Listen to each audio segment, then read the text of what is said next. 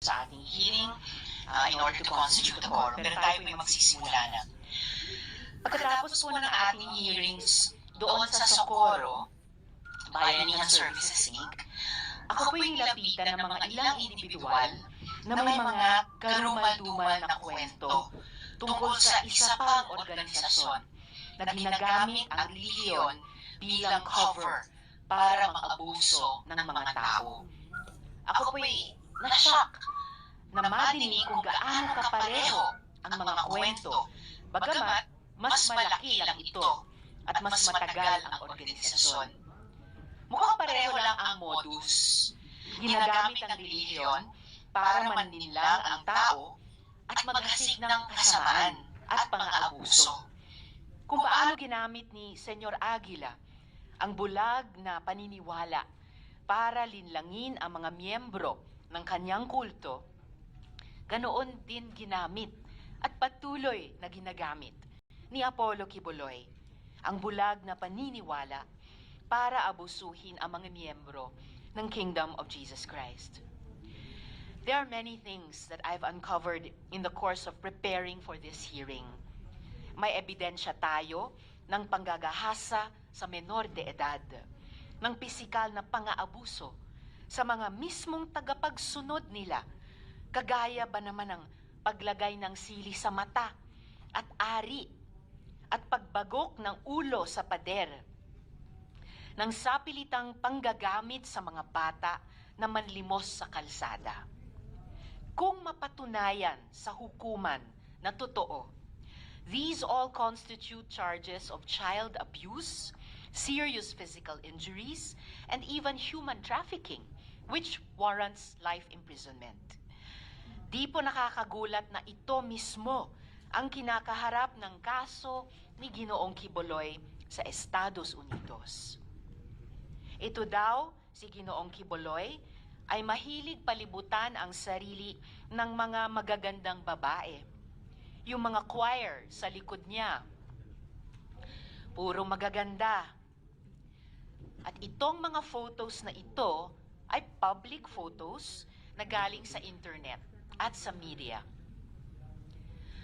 Mayroon po tayong documentation ng mga babaeng taga-Ukraine na paulit-ulit na pinagsamantalahan ni Quiboloy sa paniniwalang ang pakikipagtalik sa kanya ay pagsasakripisyo para sa Diyos Ama.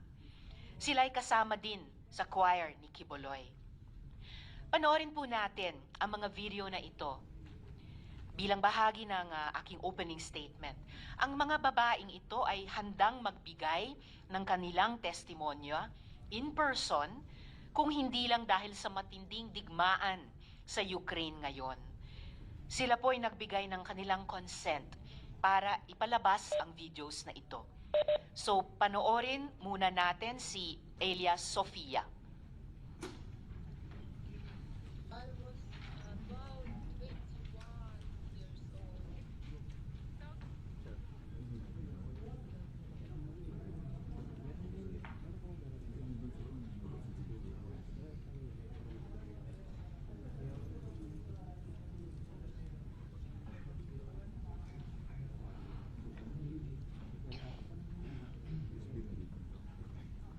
Ayusin lang po natin yung audio para marinig po natin sila.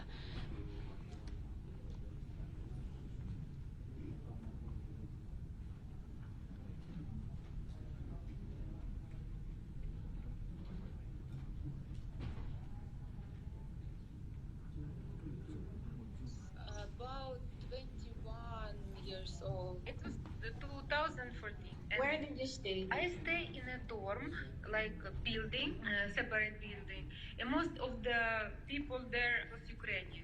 Tell me how your relationship with Pastor Quiboloy developed or unfolded. At first, our relationship was very good, very warm, very friendly. I didn't feel anything like, oh, it's like life, there's nothing about that. They transferred me in one room. I lived with the Jack Roy.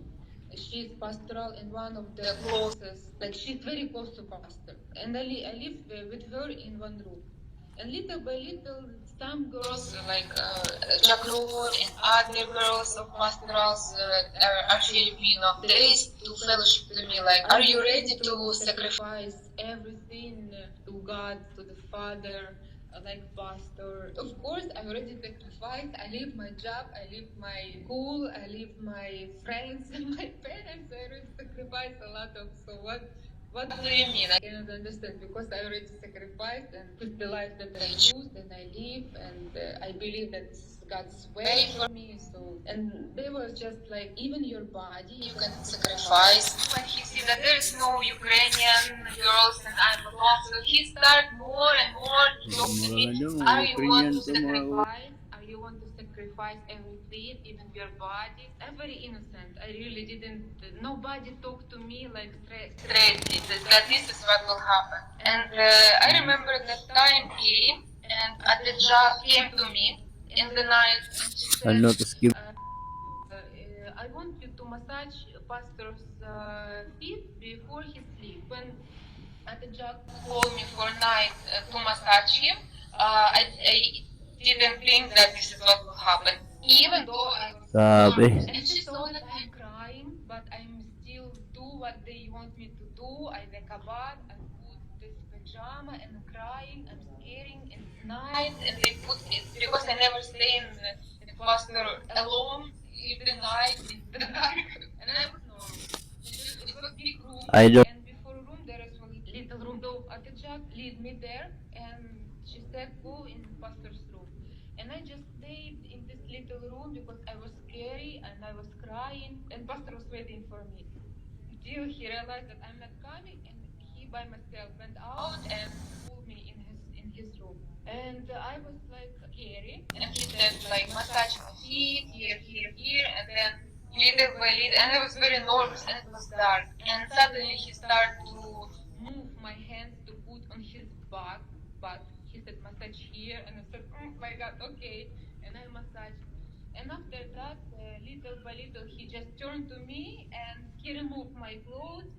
And I even can, because I was very shocked. I was like, I cannot explain because I was nervous. This is what happened. He just removed my clothes and have sex with me. Women below the age of 18 years old, were they also being used sexually? Yeah, I didn't know about this for how many years till before I left Philippines. I heard from other like she's very close to pastor. She grew up with him. She's a senior there, and she's pastoral. And I heard that, oh, you're crying because I was complaining about this pastoral's ministry.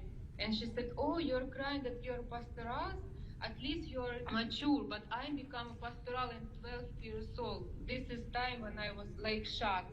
The next day when I heard it, that become a pastoral and 12 years old, I started to fight with pastor and ask why is it normal? No, Sophia, there's nothing normal about it. This is child abuse. Ngayon naman po, pakinggan.